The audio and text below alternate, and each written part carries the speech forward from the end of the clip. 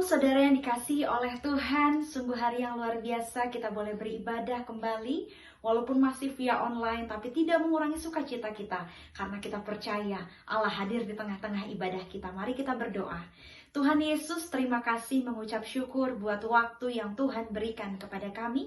Kami masih boleh beribadah saat ini, menyaksikan tayangan ibadah ini bersama-sama merasakan hadirat Tuhan.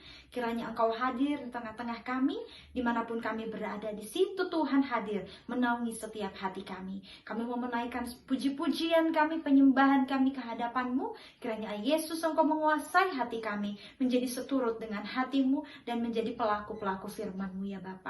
Terima kasih Tuhan, hanya di dalam nama Yesus, haleluya, amin. Kita mau mengangkat sebuah pujian, kita mau katakan biarlah Tuhan memberikan hatinya kepada kita, menghadapkan wajahnya kepada kita, sehingga kita mampu untuk melakukan apapun yang Tuhan inginkan di dalam hidup kita. Mari kita bersama-sama mengangkat pujian, berikan ku hati seperti hati.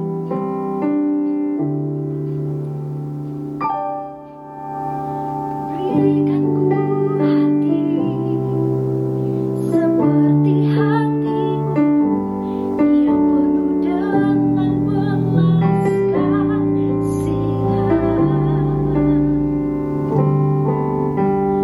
Berikan ku mata seperti matamu, memandang tua yang di sekelilingku.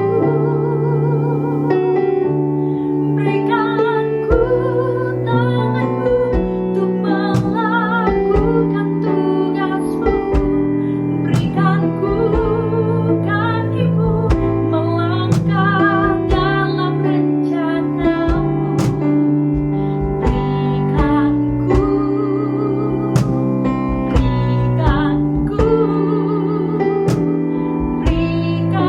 ku hatimu.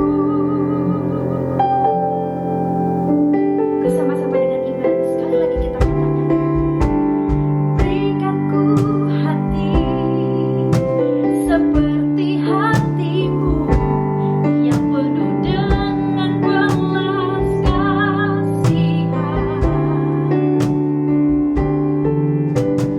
Berikan ku mata seperti matamu, memandang tua yang di sekelilingku. Amin. Berikan ku tanganmu untuk melakukan tugasmu. Berikan ku kakimu melangkah dalam rencanamu. Berikan ku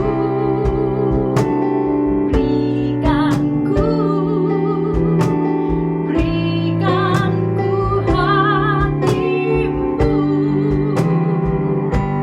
Berikan ku tanganmu untuk melakukan tugasmu. Berikan ku kakimu melangkah dalam rencanamu. Berikan ku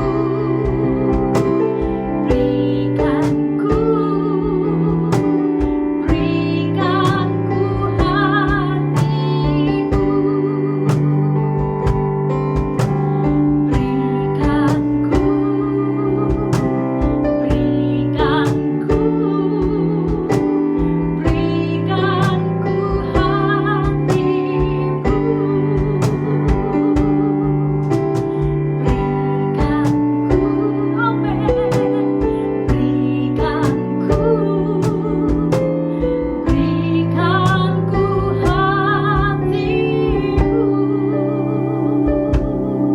Haleluya Tuhan, berikan kami hatimu. Bapak Ibu Saudara, saya percaya ketika kasih dari surga mengalir memenuhi hidup kita, maka Allah akan berkenan dalam setiap kehidupan kita. Apa saja yang kita kerjakan saat ini, Tuhan akan buat kita berhasil, karena pertolongan kita datang dari Tuhan. Biarlah kita memiliki hati Tuhan untuk kita melakukan setiap tanggung jawab kita, sehingga Allah berkenan atas apa yang kita kerjakan. Kita mau mengangkat sebuah pujian, kita mau katakan bahwa kasih dari surga memenuhi tempat ini, memenuhi rumah ini, memenuhi dimanapun kita berada. Mari kita angkat pujian ini bersama-sama.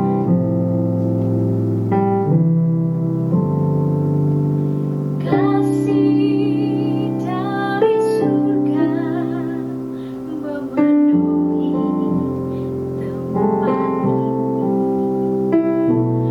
Kasih dari Bapa surgawi.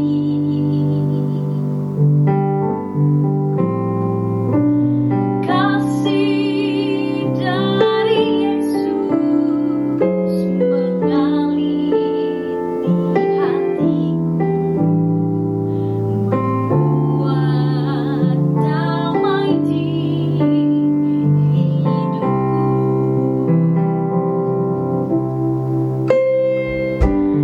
Kasih dari surga memenuhi tempat ini. Oh Tuhan, kasih dari Bapa surgawi.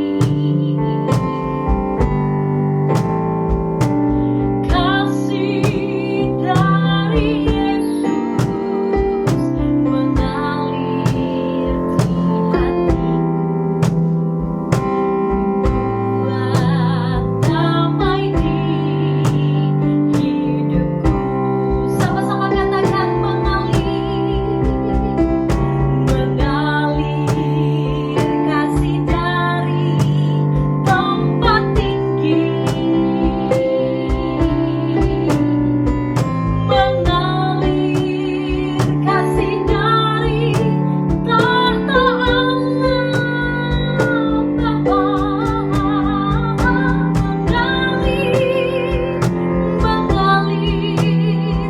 mengalir dan mengalir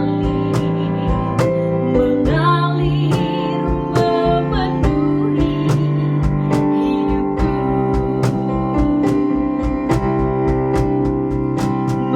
mengalir kasih dari tempat tinggi, mengalir kasih dari tahta Allah Bapa,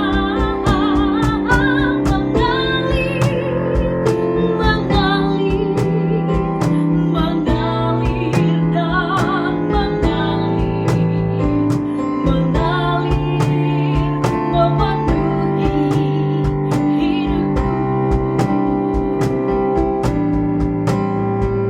mengalir memenuhi hidupku, mengalir memenuhi hidupku.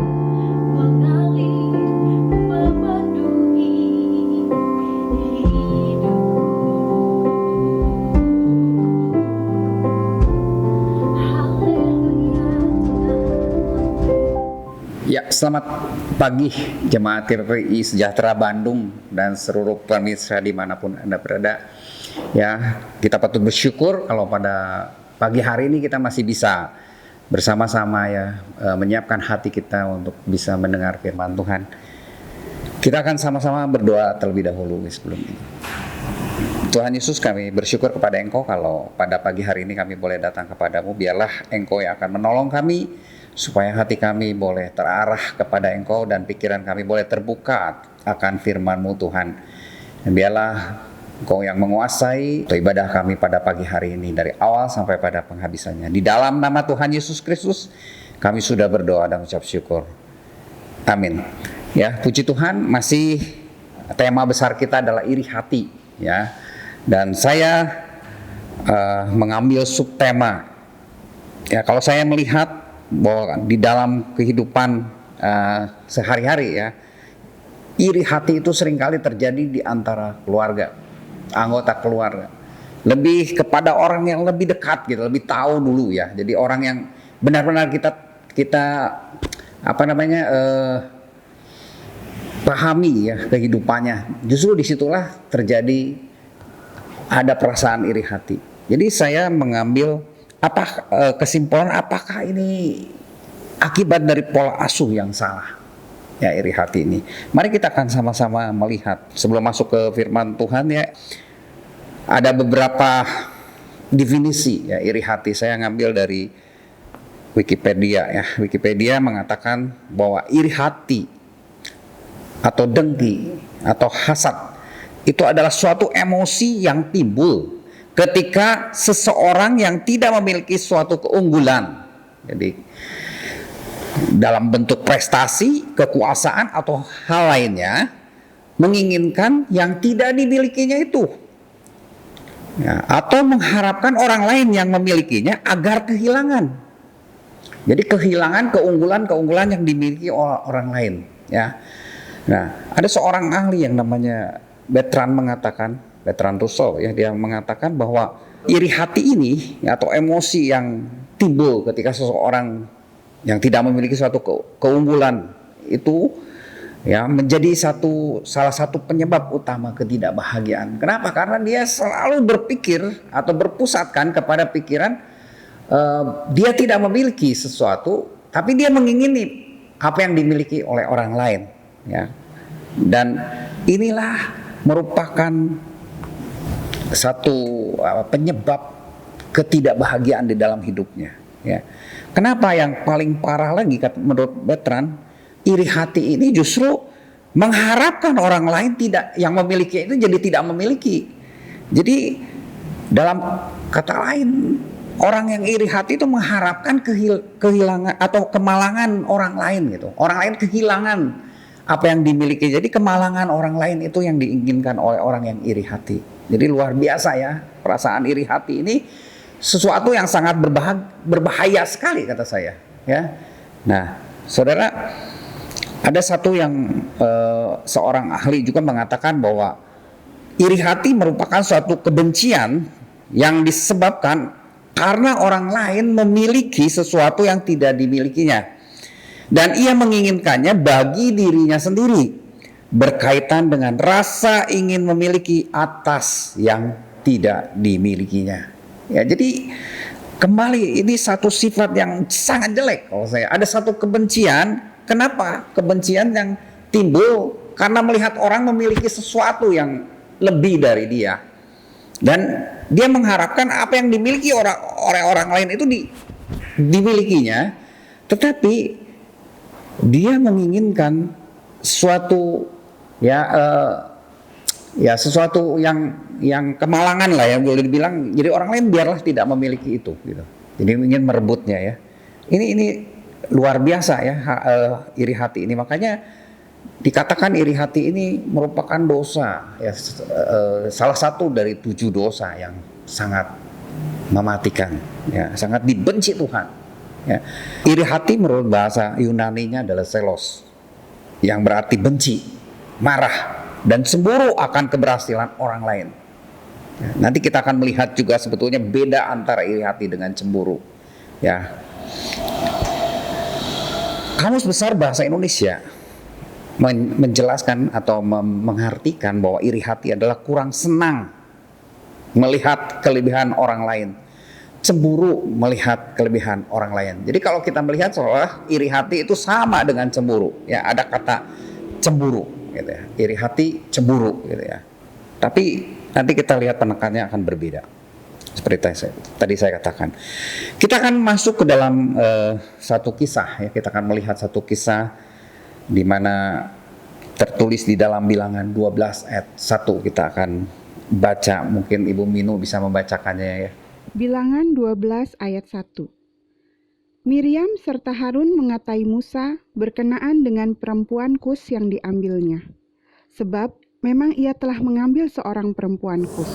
Ya, di sini diceritakan Miriam, saudara ya, serta Harun. Jadi 2 orang, Miriam serta Harun mengatai Musa berkenaan dengan perempuan Kus yang diambilnya, sebab ia telah mengambil seorang perempuan Kus. Ya, kita tahu Miriam dan Harun ini adalah kakak dari Musa, orang terdekat Musa. Bahkan Miriam lah yang menyelamatkan Musa secara tidak langsung. Ketika Musa harus dibuang ya ke dalam sungai Nil karena peristiwanya sangat mencekam waktu itu. Ya, banyak orang Israel memiliki anak laki-laki terutama itu dibunuh oleh orang-orang Mesir karena ketakutan orang-orang Mesir. Tapi Miriam ini menunggui Musa yang saat itu baru berumur 3 bulan.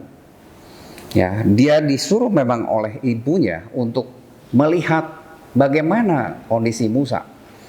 Dan kita lihat Miriamlah yang juga memberitahu kepada putri Firaun untuk bisa memberikan Musa kepada seorang ya yang bisa menyusuinya, yaitu ibunya, ya dibawa kepada ibu. Jadi secara tidak langsung dialah yang menyelamatkan Musa. Tetapi ketika dia sudah besar, ya ketika Musa harus pergi dulu dan balik lagi ke Mesir karena Tuhan perintahkan, Miriam dan Harun melihat kemajuan Musa yang begitu luar biasa, kepemimpinan yang luar biasa yang Tuhan berikan kepadanya, dan dia mulai ya mempunyai perasaan iri hati terhadap kelebihan Musa ini. Akhirnya Miriam mencari sesuatu yang bisa membungkus ya iri hatinya itu, dan dia mengata-ngatai Musa berkaitan dengan atau berkenaan dengan perkawinan Musa dengan perempuan Kus. Ya, sebenarnya kalau kita melihat memang ada aturan bahwa tidak boleh mengambil wanita lain atau laki-laki lain, ya, memasukkan dia atau menikah dengan orang-orang Israel. Ya, tetapi kita bisa melihat sebenarnya pernikahan Musa dengan seorang wanita Kus dalam hal ini ya beberapa penterjemah itu berbeda-beda. Tapi salah satunya bahwa wanita Kus ini adalah Sipora. Ya, Sipora. Kenapa? Karena Sipora adalah anak imam Midian. Dan Midian ini berdekatan dengan atau berhubungan dengan Kus ya. Di dalam Habakuk 3 ayat 7 ayat 7 itu dikatakan berdekatan atau berkaitan dengan ini ya, antara Kusan dan Median ya. Jadi secara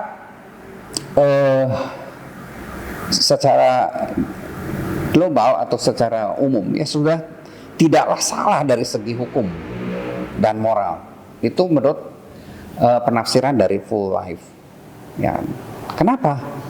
Karena kita tahu di dalam cerita Alkitab ya, banyak justru orang-orang asing masuk bercampur, kawin campur dengan orang-orang Israel, tetapi justru mereka hidupnya bahagia ya, dan diberkati Tuhan ya.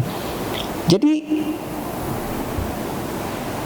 Tuhan sudah menerima juga orang-orang Israel dan bisa menikah dengan orang-orang di luar Israel, dengan orang-orang luar Israel, tetapi ada satu syarat, supaya orang-orang Israel ini justru membawa orang-orang di luar orang Israel untuk masuk di dalam keselamatan yang Tuhan juga sudah sediakan ya. Nah, Ulangan 7 mengatakan janganlah juga engkau mengawin dengan mereka. Anakmu perempuan janganlah kau berikan kepada anak laki-laki mereka, ataupun anak-anak perempuan mereka jangan kau ambil bagi anakmu laki-laki, sebab mereka akan membuat anakmu laki-laki menyimpang daripadaku, sehingga mereka beribadah kepada Allah lain. Ya, maka murka Tuhan akan bangkit terhadap kamu, dan ia akan memunahkan engkau dengan segera. Ini memang satu aturan yang kalau dibaca secara rhetoric ya itu luar biasa keras. Ya, tetapi Tuhan ya membuktikan juga, Alkitab membuktikan ya bahwa kita mengenal orang yang namanya Rahab, perempuan Rahab, bahkan dikatakan ya bukan wanita baik-baik. Kemudian juga kita melihat Rut, mereka adalah orang-orang asing dari bangsa lain dan menikah dengan orang-orang Israel. Tapi kita lihat hidup mereka indah dan baik. Dan mereka mencintai Tuhan lebih dari bangsanya. Rut meninggalkan tanah kelahirannya ikut dengan Naomi. Dan Tuhan memberkati mereka semua. Ya. Oleh sebab itu waspada dan hati-hati dengan bahaya legalisme. Ya. Khususnya berkaitan dengan apa yang Alkitab katakan. Ya. Lalu kita berpikir kalau sesuatu itu kita harus lakukan, atau apa yang dikatakan Alkitab harus dilakukan secara kaku. Ya. Karena kita melihat bahwa ternyata seolah dalam tanda kutip mungkin orang berbilang, kok kenapa ada penyimpangan-penyimpangan? Rahab orang luar, Rut orang luar, tapi mereka bisa menikah dan mereka bahagia, diberkati Tuhan. Ya.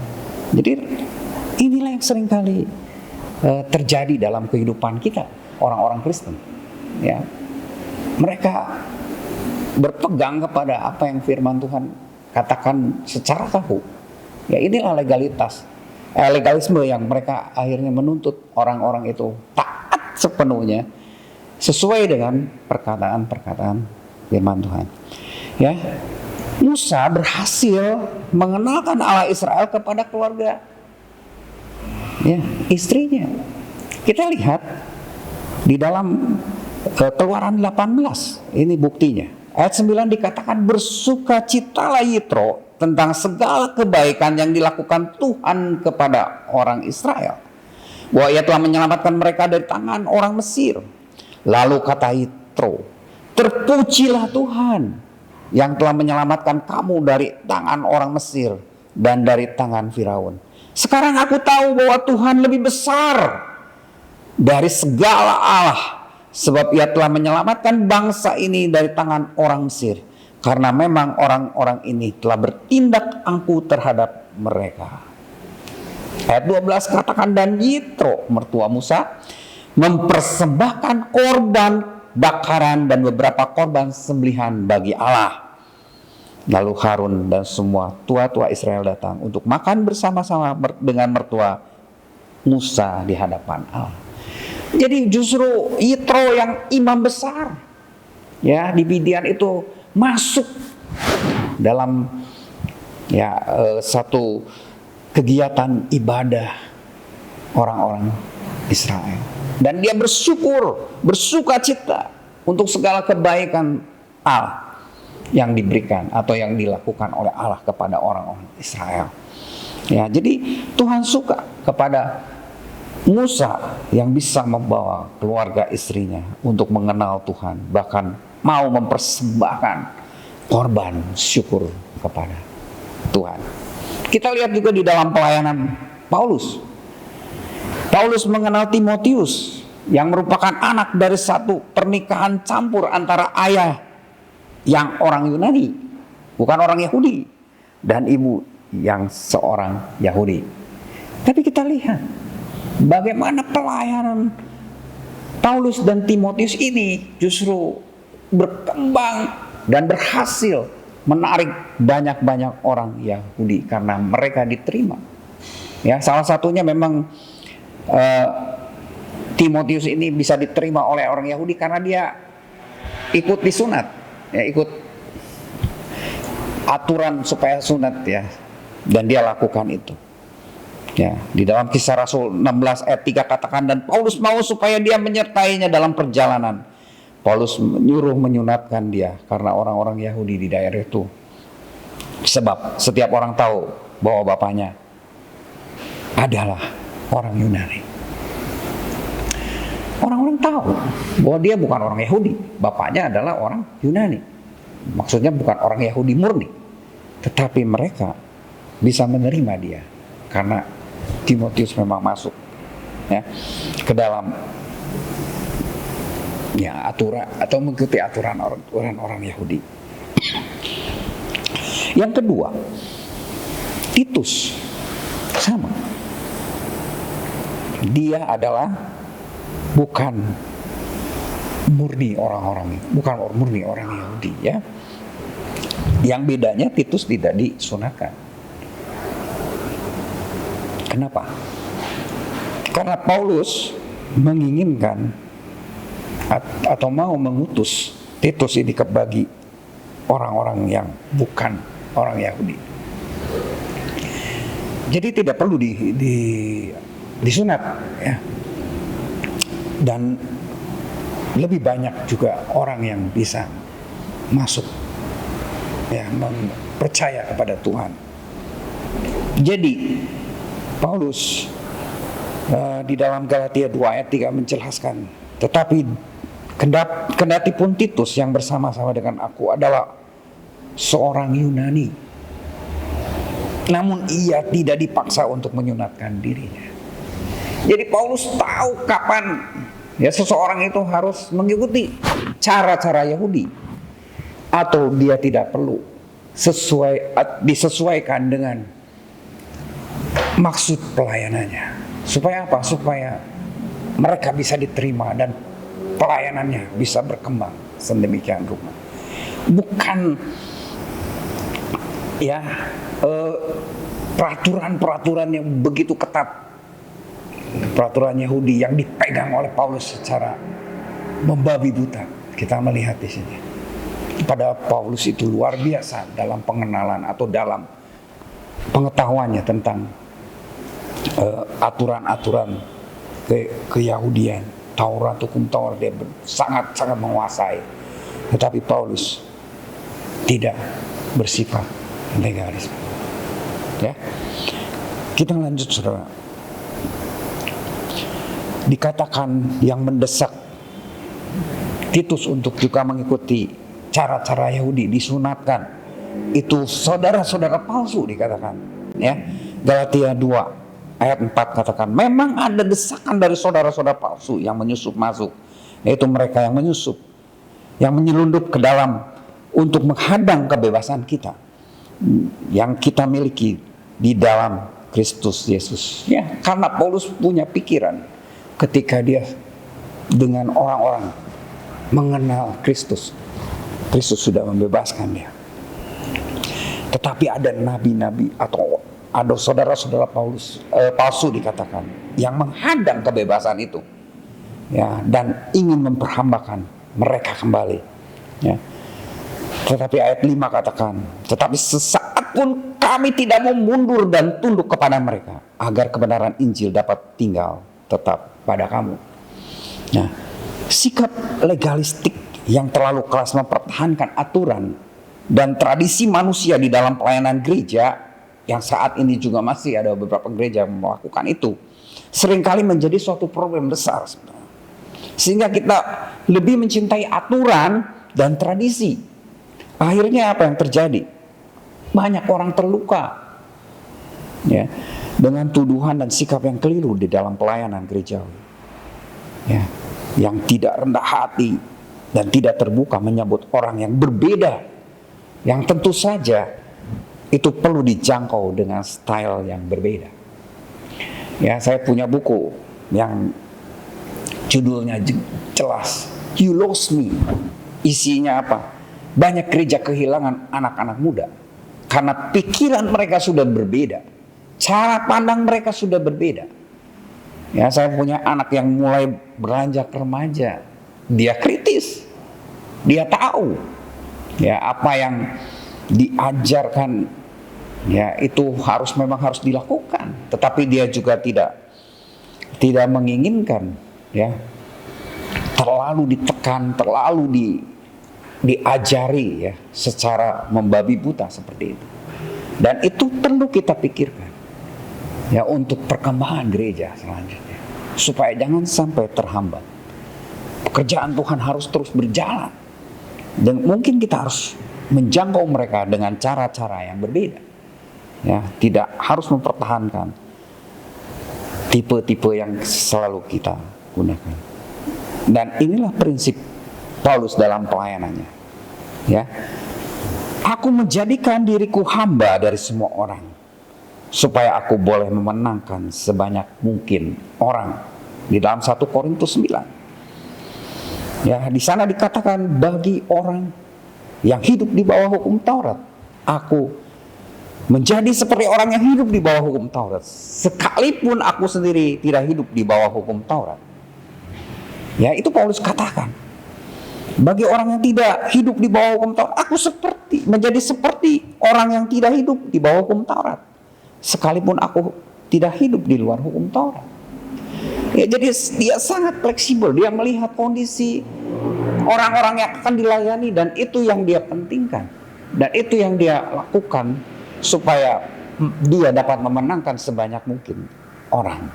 Itulah bagi dia yang penting. Banyak orang percaya kepada Tuhan Yesus.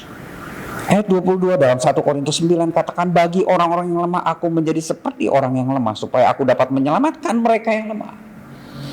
Bagi semua orang aku telah menjadi segala-galanya, supaya aku sedapat mungkin memenangkan beberapa orang dari antara mereka. Jadi intinya dia ingin memenangkan sebanyak mungkin jiwa dan membawanya kepada Tuhan Yesus. Dia tidak melakukan hal-hal yang bisa membuat orang akhirnya terluka karena dipaksakan. Ya.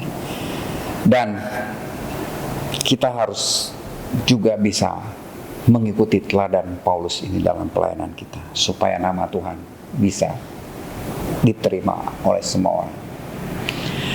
Kita tidak boleh mengorbankan apa yang Alkitab katakan sebagai prinsip, namun sebaliknya tidak boleh juga kita mengabaikan dan tidak mau mengerjakan panggilan Tuhan seperti prinsip pelayanan Paulus. Kita kan lihat persoalan yang sebenarnya. Kenapa sih Miriam mempermasalahkan perkawinan Musa? Ya, sebenarnya kita tahu ya, Miriam dan Harun yang tadi saya katakan, dia saudara yang begitu dekat, bahkan Harun itu adalah orang keduanya Musa. Memang Miriam secara ya dikatakan di sini secara tidak langsung gitu ya, dia adalah orang yang ketiga. Dan mereka kakak kandungnya Musa gitu, kakak kandung Musa sendiri. Tapi kenapa sih mereka mengungkapkan itu, menaikkan itu ya, supaya orang-orang mulai berpikir, oh iya ya, Musa sudah melakukan kesalahan. Dan kalau sudah seperti itu, muncul framing yang sekarang lagi sering dibuat oleh orang-orang yang memusuhi satu golongan, supaya di framing pikirannya bahwa mereka salah. Ya, akhirnya muncul kebencian kepada orang yang di framing tersebut. Sebenarnya kita bisa melihat keluhan Miriam dan Harun itu merupakan selubung dari rasa iri hati mereka terhadap kekuasaan atau kepemimpinan yang dimiliki oleh Musa. World Life Bible juga mengatakan seperti ini. Coba lihat di dalam ayat yang keduanya, dalam Bilangan 12. Ibu Minu masih bisa menolong untuk membacakannya. Bilangan 12 ayat 2, kata mereka, sungguhkah Tuhan berfirman dengan perantaraan Musa saja? Bukankah dengan perantaraan kita juga ia berfirman? Dan kedengaranlah hal itu kepada Tuhan. Ya, kita lihat justru inilah persoalan utama yang ada di dalam hati mereka. Mereka mengatakan, sungguhkah Tuhan berfirman dengan perantaraan Musa saja? Mereka mempertanyakan, apakah memang Tuhan hanya berfirman kepada Musa? Hanya kepada Musa saja? Dan di sini dikatakan, ya, bukankah dengan perantaraan kita juga ia berfirman? Jadi dia menginginkan bahwa Tuhan juga berfirman kepada dia seperti Tuhan berfirman dengan perantara Musa. Nanti kita akan lihat bagaimana sikap Tuhan atau tindakan Tuhan terhadap mereka. Ya. Jadi masalah sebenarnya isi hati Miriam dan Harun yang tidak kelihatan. Nah, mereka bisa menggunakan apa yang kelihatan. Apa? Perkawinan Musa. Itulah yang mereka besar-besarkan. Dan mereka memprovokasi secara tidak langsung orang-orang untuk ikut membenci Musa dan Harun. Tetapi dasarnya adalah iri hati. Iri hati yang luar biasa sampai bisa melupakan hubungan keluarga. Bahkan mereka merasa tidak puas dengan peran mereka, ya, yang juga cukup berperan waktu itu. Ya, jadi ada satu perselisihan seolah ada satu polemik ya di tingkat atas ya, orang-orang elitnya Israel ya. Nah, kita lihat ayat 5, apa yang Tuhan lakukan? Lalu turunlah Tuhan dalam tiang awan dan berdiri di pintu kemah itu, lalu memanggil Harun dan Miriam. Maka tampillah mereka keduanya. Lalu berfirmanlah ia, dengarlah firmanku ini. Jika di antara kamu ada seorang nabi, maka aku, Tuhan, menyatakan diriku kepadanya dalam penglihatan. Aku berbicara dengan dia dalam mimpi. Bukan demikian hambaku Musa, seorang yang setia dalam segenap rumahku. Berhadap-hadapan aku berbicara dengan dia. Terus terang, bukan dengan teka-teki. Dan ia memandang rupa Tuhan. Jadi Tuhan katakan, lihat, ya kalau ada seorang nabi dan di mana aku mau berbicara, aku akan berbicara dengan dia.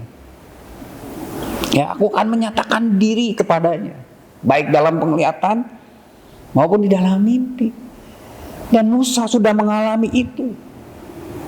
Ya, Tuhan mau berbicara dengan Musa secara terbuka, bukan dengan teka-teki, tidak ada selubung. Dan Musa juga bisa melihat, memandang Tuhan. Apakah Tuhan sudah menunjukkan dirinya kepada Miriam secara berhadapan muka? Atau dengan Harun, abangnya Musa?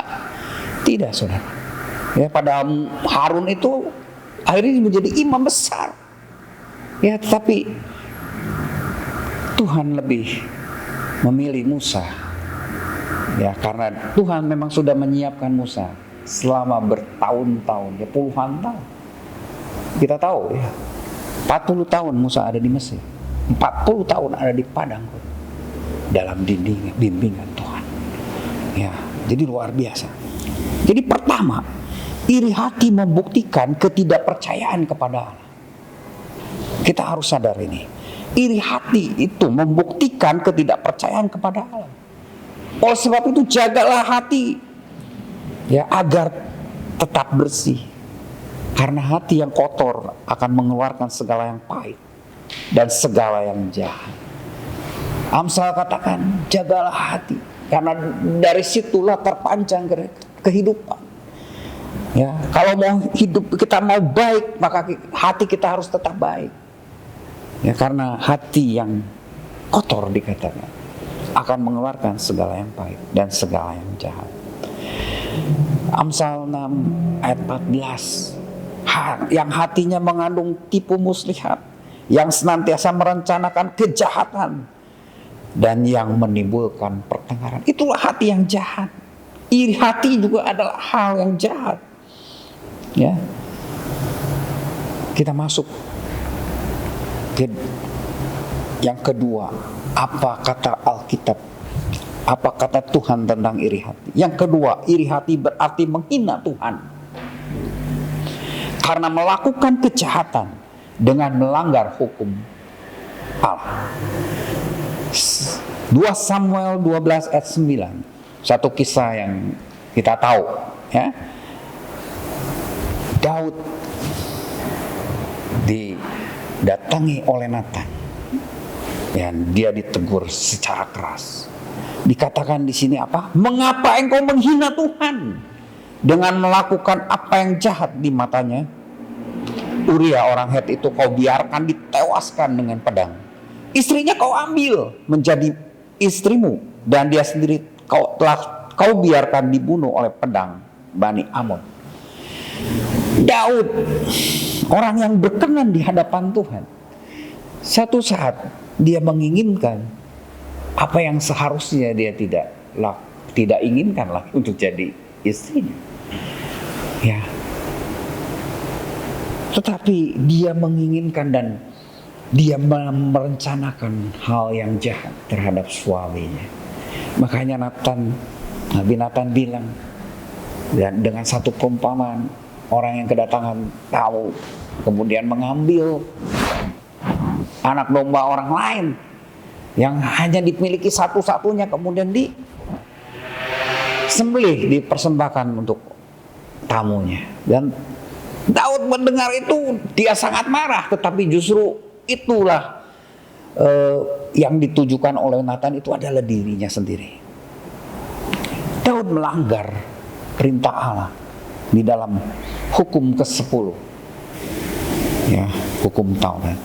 Jangan mengingini rumah sesamamu, jangan mengingini istrinya, atau hambanya laki-laki, atau hambanya perempuan, atau lembunya, atau keledainya, atau apapun yang dipunyai sesamamu. Dan ini dilanggar oleh Daud, orang yang berkenan kepada Tuhan, orang yang dekat dengan Tuhan. Tetapi ketika ya hatinya tergoda ya untuk melakukan kejahatan itu karena mengingini ya milik orang lain, itu iri, mengingini apa yang dimiliki orang lain. Ya, seperti tadi saya katakan di depan. Rasa iri menimbulkan kegembiraan atas kemalangan tetangganya. Ya, kita lihat hal ini terjadi pada saat Uria mati. Begitu dikabarkan kepada Daud Uria mati, langsung Daudnya ngambil Batseba jadi istrinya. Ya, jadi luar biasa. Rasa iri hati ini menimbulkan kegembiraan atas kemalangan tetangga dan penderitaan karena kemakmurannya. Itu dikatakan oleh Gregorius Agung. Ya. Akibat iri hati. Dikatakan di dalam Yakobus 3 ayat 16. Sebab di mana ada iri hati dan mementingkan diri sendiri, di situ ada kekacauan dan segala macam perbuatan jahat. Dari awal saya bilang banyaknya terjadi ya iri hati itu antar anggota keluarga. Kita lihat Kain membunuh Habil, adiknya, karena iri hati. Akhirnya Kain jadi pelarian. Yusuf dijual oleh saudara-saudaranya karena iri hati, sehingga menyebabkan Yakub menderita. Dan anak sulung dalam perumpamaan anak yang terhilang juga terhilang selamanya karena iri hati terhadap adiknya. Ya, kalau yang bungsu itu terhilang dan diperoleh kembali, tetapi si sulung benar-benar terhilang. Ini ironis, ya, orang yang dekat, merasa dekat dengan Tuhan, sama seperti si sulung, dia setiap hari bersama dengan bapaknya, tetapi dia tidak mengenal bapaknya. Dia tersesat, ya, di dalam di hadapan atau di dalam pangkuan bapaknya. Ya, kenapa? Karena iri hati, makanya dia tidak mau mendengar apa yang bapaknya katakan. Ya. Ayat 14 di dalam Yakobus 3 katakan, jika kamu menaruh perasaan iri hati dan kamu mementingkan diri sendiri, janganlah kamu memegahkan diri dan janganlah berdusta melawan kebenaran. Itu bukanlah hikmat yang datang dari atas, tetapi dari dunia, dari nafsu manusia, dari setan-setan. Jadi iri hati, perasaan mau mementingkan diri sendiri, ya, keinginan mementingkan diri sendiri, itu bukan dari Allah, tetapi dari dunia, dari nafsu dunia, seperti dikatakan dalam Galatia 5 ayat 19. Perbuatan daging telah nyata, salah satunya adalah iri hati, dan yang kedua juga ada kepentingan diri sendiri. Ya, dan dari setan-setan. Ada satu penafsir, setan yang mewakili kecemburuan dan iri hati adalah Lewiatan katanya. Ya, ya, digambarkan seperti paus, ikan paus gitu ya. Dia penjaga laut, ya, dan di sana juga dikatakan dialah penunggu gerbang neraka. Jadi orang yang iri hati itu dekat dengan neraka, itu pintu neraka. Ya, iri hati bukan dari Tuhan dan bukan buah spiritual dalam hidup kita. Karena kalau kita biarkan memenuhi hati kita, maka kita akan menjadi egois, mementingkan diri sendiri tadi, narsis, ya, dan bahkan mampu memutarbalikkan kebenaran. Yakobus 3 ayat 14 saya katakan, Jika kamu menaruh perasaan iri hati tadi ya dan mementingkan diri, itu adalah bukti-bukti apa yang dikatakan bahwa kita ketika menaruh perasaan iri hati ini, kita akan mementingkan, menjadi egois. Ya. Dan dalam bahasa asli, iri hati memiliki arti kecemburuan, kebencian terhadap orang lain, atau kecurigaan terhadap seorang yang lain. Nah, ada bedanya sebetulnya. Apa ya bedanya antara iri hati dengan kecemburuan? Kalau tadi iri hati itu banyaknya adalah dia bersuka cita, bergembira ketika orang lain mengalami, ya, menginginkan kemalangan orang lain, menginginkan orang lain menderita, menginginkan orang kehilangan supaya sama dengan dirinya. Kalau dia tidak bisa memiliki, ya udah jangan memiliki orang lain. Tapi kalau kecemburuan berbeda. Kecemburuan itu merupakan rasa takut atau akibat dari kehilangan sesuatu yang dimilikinya atau orang lain yang melekat padanya. Ya. Jadi kecemburuan itu adalah suatu peralihan atau peralihan afeksi seseorang yang mencintai atas orang yang dicintainya dalam bentuk yang umum, berkaitan dengan rasa takut kehilangan atas miliknya. Berbeda kan? Yang satu menginginkan milik orang lain, dan kalau orang lain nggak dapat, ya udah biar mereka juga nggak usah ada. Tetapi yang kecemburuan ini, dia mempertahankan apa yang dimiliki dan tidak mau kehilangan. Allah kita adalah Allah yang cemburu. Dia tidak mau kehilangan umatnya. Dia tidak mau umatnya berbalik dari dirinya, kemudian beribadah kepada yang lain. Demikian juga seorang istri, seorang suami cemburu kepada pasangannya karena dia tidak mau kehilangannya. Nah, jadi kalau kita melihat tadi Kain, Habil, yang jelas tadi sudah ya, Miriam, Harun, mereka iri hati ya kepada saudaranya. Nah, memang tidak dikatakan di dalam Alkitab, tidak dijelaskan bahwa Musa lebih disayangi oleh orang tuanya. Nggak ada kata-kata itu. Tapi saya bisa membayangkan bagaimana hati seorang ibu yang ya dia akan menyembunyikan ya anak laki-lakinya yang akan dibunuh selama 3 bulan, kemudian dia susui dan dia ingat bahwa nanti itu dia akan diberikan kepada orang lain. Rasanya pasti ini sangat disayangi, dan ini pasti dilihat oleh Miriam dan Harun. Ya. Kemudian Habel juga tidak diceritakan lebih dicintai oleh Adam dan Hawa. Tetapi kita tahu Habil adalah orang yang taat. Harun itu senang Kain itu berbeda gitu. Ya. Maka wajar kalau seorang ya orang tua lah seperti kita juga sama, ketika lebih mencintai anak-anak kita yang taat kepada kita. Saya pikir itu mungkin terjadi. Tapi kalau Israel lebih mengasihi Yusuf, itu jelas. Di sini dikatakan dalam Kejadian 37 ayat 3. Israel lebih mengasihi Yusuf dari semua anaknya yang lain, sebab Yusuf itulah anaknya yang lahir pada masa tuanya, dan ia menyuruh membuat jubah yang maha indah bagi dia. Inilah akar persoalannya. Ada satu kesalahan dalam pola asuh, yaitu pilih kasih. Dan pilih kasih ini mungkin kita sebagai orang tua tidak merasakan, tidak sadar melakukannya. Tapi anak-anak yang melihat, ya, dia merasa, wah ini pilih kasih orang tua saya. Dan itulah yang menjadi akar pahit, ya, seperti yang tema ya bulan lalu, dan menimbulkan iri hati. Dan ini sangat berbahaya. Oleh sebab itu, peran orang tua di sini sangat besar pengaruhnya terhadap kehidupan anak-anak. Anak-anak yang menjadi iri hati, yang memiliki perasaan iri hati terhadap keberhasilan seseorang, terhadap kedudukan seseorang, itu mungkin berasal dari didikan orang tua. Oleh sebab itu, biarlah kita sebagai orang tua,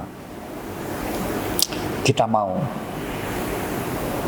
berserah kepada Tuhan, memohon kepada Tuhan, pimpinan Tuhan, supaya kita bisa mendidik anak-anak kita sesuai dengan yang Tuhan mau, supaya kita bisa memberikan yang terbaik buat anak-anak kita. Ya, di dalam Lukas 15 ayat 29 kita kembali tadi, ada hati yang terluka. Si sulung bilang, ia menjawab ayahnya, katanya, telah bertahun-tahun aku melayani Bapa dan belum pernah aku melanggar perintah Bapa. Tetapi kepadaku belum pernah Bapa memberikan seekor anak kambing untuk dibersukacita dengan sahabat-sahabatku. Ini dia merasa ya di nomor 2 kan, bahkan mungkin dilupakan. Dia merasa adiknya yang lebih disayangi. Oleh sebab itu datanglah kepada Tuhan. Ya, karena dialah yang menyembuhkan orang-orang yang patah hati. Mazmur 147 ayat 3 katakan, ia menyembuhkan orang-orang yang patah hati dan membalut luka-luka mereka. Hanya Tuhan Yesus yang sanggup ya membalut luka hati itu, supaya kita bisa meninggalkan iri hati itu, seperti di dalam Roma 13 ayat 13. Katakan, marilah kita hidup dengan sopan seperti pada siang hari, jangan dalam pesta pora dan kemabukan, jangan dalam percabulan dan hawa nafsu, jangan dalam perselisihan dan iri hati. Karena iri hati inilah maka timbul perselisihan, kekacauan, seperti Yakobus 3 ayat 16 juga katakan, ada kekacauan. Tuhan Yesus memberkati. Sungguh firman Tuhan yang luar biasa, Bapak Ibu Saudara, memberkati saya dengan Bapak Ibu Saudara untuk menjadi pelaku-pelaku firman Tuhan. Di tengah zaman yang sekarang ini, kita boleh menjadi pelaku firman Tuhan dengan hati yang percaya kepada Allah kita. Bapak Ibu Saudara, kita mengangkat sebuah pujian. Kita mau katakan bahwa hati kita percaya, dengan lidah kita mengaku, dengan hati kita beriman kepada Allah kita. Mari kita angkat pujian ini bersama-sama.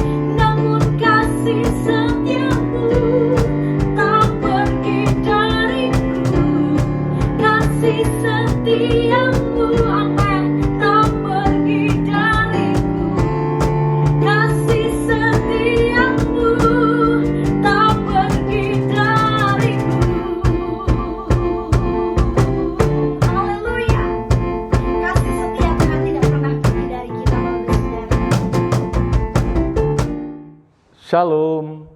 Nah, Bapak Ibu tetap pakai masker ya.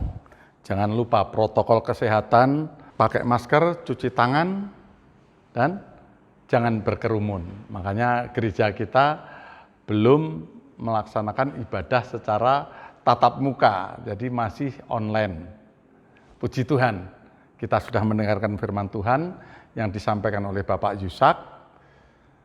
Jelas sekali tadi di dalam penyampaiannya, yaitu iri hati adalah salah satu kedagingan, perbuatan daging, ya, perbuatan daging, termasuk 7 dosa yang mematikan. Nah, Bapak Ibu yang dikasihi Tuhan,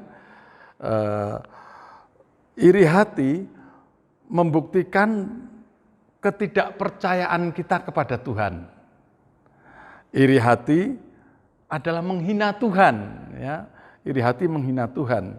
Jadi iri hati itu adalah juga dikatakan tadi sebetulnya salah asuh, ya. Pola salah asuh, salah didik. Sehingga anak yang kurang didikannya itu salah, ya itu bisa timbul iri hati, yaitu di dalam keluarga, di dalam rumah tangga. Nah, mari kita sehati dalam doa. Sebelumnya saya ucapkan terima kasih kepada Bapak Yusak yang sudah menyampaikan firman Tuhan pagi hari ini. Tuhan Yesus memberkati. Mari kita sehati dalam doa. Tuhan Yesus, kami mengucap syukur dan terima kasih buat firman-Mu pagi hari ini. Tuhan memberkati hamba-Mu Bapak Yusak yang sudah menyampaikan kebenaran firman-Mu. Kau berkati pekerjaannya, Kau berkati rumah tangganya dan kesehatannya. Tuhan pakai terus hamba-Mu Bapak Pendeta Herman yang Tuhan percayakan untuk mengembalakan domba-domba-Mu. Berkati dengan hikmat, marifat yang daripada-Mu Bapa. Apa yang menjadi visi misi hamba-Mu, Tuhan pakai untuk mendewasakan iman jemaat Tuhan GPPI Sejahtera dan seluruh pemirsa yang ikut menikmati, ikut menyaksikan ibadah kami secara online. Terima kasih Tuhan Yesus, pagi hari ini kami berdoa buat saudara kami yang sakit. Tuhan, kami percaya oleh bilur-bilur-Mu dan darah-Mu, sakit penyakit sudah Engkau sembuhkan. Kami berdoa buat mama dari Pak Gustaf yang saat ini ada di Rumah Sakit Yustira. Tuhan jamah, Tuhan sembuhkan penyakit apapun yang ada di dalam organ-organ tubuhnya. Berkati keluarga Pak Gustaf, pakai menjadi saksi dan terang-Mu. Kami juga berdoa buat Ibu Yuli, istri Bapak Martin. Mujizat Tuhan masih ada sampai saat ini. Tuhan angkat sakit penyakitnya dalam nama Tuhan Yesus. Tuhan juga angkat sakit penyakit Bapak Livaing, ginjalnya. Kami percaya Tuhan Yesus sanggup dan bisa kalau Engkau mau. Tuhan jamah sempurnakan kesembuhan-Mu buat Bapak Afong. Berkati Pak Afong supaya pulih seperti semula. Kami juga berdoa buat Roni di Jakarta, putra dari Ibu Fayen. Kau jamah matanya. Pakai dia menjadi saluran berkat-Mu Tuhan. Berkati keluarganya, berkati pekerjaannya. Dalam nama Tuhan Yesus. Kami juga terus berdoa buat Ibu Minu. Sempurnakan kesembuhan-Mu Tuhan. Kau memberkati keluarga Pak Hasan Tuhan. Pakai terus Cynthia menjadi alat-Mu untuk pekerjaan-Mu di GPPI Sejahtera. Pakai dia Tuhan, masa mudanya untuk kemuliaan-Mu. Berkati Pak Hasan Tuhan, proyek di Purwakarta supaya lancar keuangannya. Berkati proyek-proyek yang lain Tuhan. Kami hanya mengandalkan Engkau Tuhan. Campur tangan buat proyek-proyek Pak Hasan. Juga rumahnya yang di daerah Cilenyi, di mana rencana akan kena gusur untuk jalan tol, atau jalan apapun itu semua, Tuhan berkati supaya itu boleh terjadi. Dalam nama Tuhan Yesus. Kami juga berdoa buat Mbah Sastro, mertua hamba-Mu. Biar yang terbaik Tuhan Kau berikan. Kalau akhir-akhir ini banyak ulah tetapi tubuhnya sudah makin lemah. Bicaranya pun sudah mulai pelo. Biarlah yang terbaik Tuhan kami serahkan. Terima kasih Tuhan. Lawat seluruh jemaat Tuhan GPPI Sejahtera. Gerakkan, berikan kerinduan hati untuk selalu bersekutu dengan Engkau.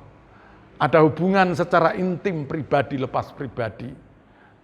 Berkati semua pelayan-pelayan Tuhan, baik Lukas Stephen, juga Aldo, juga pemimpin puji-pujian pagi hari ini. Pakai Tuhan untuk kemuliaan dan kebesaran-Mu. Kami juga berdoa buat anak-anak remaja sekolah minggu. Berkati pembimbing-pembimbing remaja. Berkati juga anak-anak sekolah minggu. Berkati Ibu Imelda, keluarganya. Berkati juga Paula. Dalam nama Tuhan Yesus. Pakai dia menjadi alat-Mu, saluran berkat-Mu. Tambahkan hikmat. Tuhan, baik guru-guru sekolah minggu maupun pembina-pembina remaja, untuk lebih mengerti akan kebenaran firman-Mu, disampaikan kepada anak-anak remaja dan anak-anak sekolah minggu. Berkati Tuhan, berkati. Terima kasih Tuhan. Kami juga berdoa buat negara dan bangsa Indonesia. Tuhan, kami berdoa untuk vaksin Nusantara, agar mendapat dukungan politik dari Bapak Presiden Joko Widodo terkait pengembangan vaksin ini, supaya bisa memudahkan pelaksanaannya, uji klinis tahap yang ketiga. Terima kasih Tuhan, terima kasih. Tuhan, kami juga berdoa buat DPR, BNN, Polri, dan Menteri Keuangan bersama-sama serius menindaklanjuti temuan Pusat Pelaporan dan Analisis Transaksi Keuangan berkat temuan rekening jumbo sindikat dari narkoba. Terima kasih Tuhan, terima kasih. Kami juga bersyukur, berterima kasih Tuhan untuk kasih karunia-Mu, sehingga kasus sembuh dan kasus kematian COVID-19 di Indonesia sudah melandai. Kami berdoa agar Indonesia tidak mengalami lonjakan gelombang COVID ini yang ketiga. Dalam nama Tuhan Yesus, kami yakin dan percaya Tuhan mengasihi Indonesia, Tuhan mengasihi bangsa ini, Tuhan mengasihi para pemimpin-pemimpin, supaya mereka terus memperhatikan seluruh rakyat Indonesia. Terima kasih Tuhan. Kami juga bersyukur buat, oh Tuhan, para dokter, para medis, dan juga kelancaran untuk vaksinasi seluruh bangsa Indonesia, supaya dipercepat dan semua mendapatkan vaksinasi. Terima kasih Tuhan.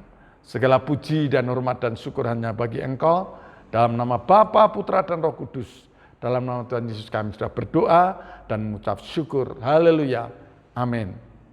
Nah, sebelum saya serahkan kepada Bapak Gembala untuk tutup dan doa berkat, saya ingatkan Bapak Ibu yang diberkati Tuhan, yang rindu mempersembahkan untuk Tuhan, silahkan Bapak Ibu kirimkan ke rekening yang tertera di layar saudara.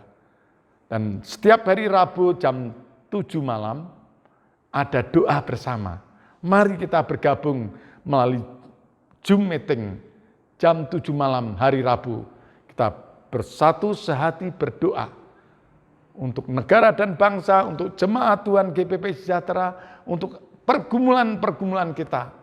Bapak Ibu boleh WA atau telepon beban-beban doa saudara kepada Bapak Gembala atau saya atau Ibu Minu, ya, kita akan doakan bersama-sama. Puji Tuhan. Shalom, selamat hari Minggu. Mari kita mengangkat tangan kita. Tuhan memberkati engkau dan melindungi engkau. Tuhan menyinari engkau dengan wajah-Nya dan memberi engkau kasih karunia. Tuhan menghadapkan wajah-Nya kepadamu dan memberi engkau damai sejahtera. Terimalah segala berkat terbaik yang sudah Bapa sediakan bagimu. Kasih karunia daripada Tuhan Yesus Kristus dan persekutuan dengan Roh Kudus senantiasa menyertai kami sekalian, mulai pagi hari ini sampai Maranatha Tuhan Yesus datang kembali. Di dalam nama Tuhan Yesus Kristus kami bersyukur dan berdoa padamu. Amin.